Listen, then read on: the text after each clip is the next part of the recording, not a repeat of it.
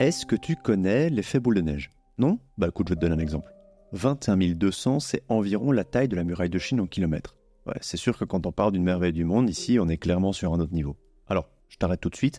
Oui, la muraille de Chine est immense, elle est même ridiculement grande, mais le fait que tu puisses soi-disant la voir depuis l'espace, ça c'est des conneries. Pour qu'on parte tous sur un même pied d'égalité concernant la taille de ce mur, je vais te la présenter différemment. Imagine que ce cercle représente la Terre. Si les grands malades à l'origine de cette muraille avaient commencé à construire, disons, ici, tout en haut de mon cercle, et qu'ils avaient décidé de construire tout droit sans jamais tourner, ils se seraient arrêtés environ ici, à l'autre bout du monde. Cette muraille est une blague d'immensité, c'est une vraie dinguerie. D'un autre côté, c'est pas pour rien qu'elle ait mis plus de 2000 ans à atteindre sa taille actuelle. Sa construction s'étend sur plusieurs dynasties, mais c'est pas le sujet. Figure-toi qu'un élément qui s'est montré capital à la conception de cette muraille, c'est le triangle. Parce que la grande muraille de Chine est et restera une prouesse totalement folle d'ingénierie qui nécessitait des calculs précis de distance et d'angle.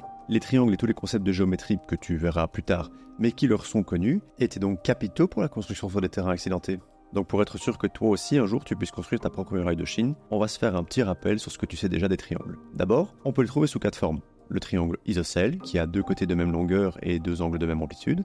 Le triangle équilatéral, qui a tous les côtés de même longueur et tous les angles de même amplitude, à savoir 60 degrés. Le triangle rectangle, qui a un angle droit. Note que le côté le plus long de ce triangle rectangle s'appelle l'hypoténuse et les 2 autres côtés s'appellent les cathètes. Et le triangle quelconque, qui n'a rien de spécial. C'est un triangle tout ce qu'il y a de plus classique. Comme tu peux le voir, chacun de ces triangles a ses spécificités, mais ils ont aussi quelque chose en commun. On dit que les angles internes d'un triangle, quels qu'ils soient, sont supplémentaires. C'est une phrase un petit peu hautaine pour te dire que la somme des angles dans un triangle, n'importe lequel en fait, vaut toujours 180 degrés. Si on se sert de la règle qu'on vient d'énoncer, on peut déduire une autre petite règle qui est toute simple. Alors si je décide de prolonger un des côtés du triangle, je sais que l'angle extérieur au triangle aura la valeur de la somme des 2 angles intérieurs au triangle, mais qui ne sont pas formés par le côté étendu. Alors, je vais reformuler parce que cette phrase était franchement dégueu. Mettons que j'ai un triangle isocèle, pour l'exemple. Ça marcherait avec n'importe lequel des 4 types de triangles qu'on a vus, mais si je décide de prolonger un de ces côtés de cette façon, j'ai un nouvel angle à l'extérieur du triangle qui vient de se former. Et bien cet angle a pour valeur la somme des 2 autres angles dans le triangle qui sont de son côté opposé. En gros, cet angle vaut cet angle plus cet angle.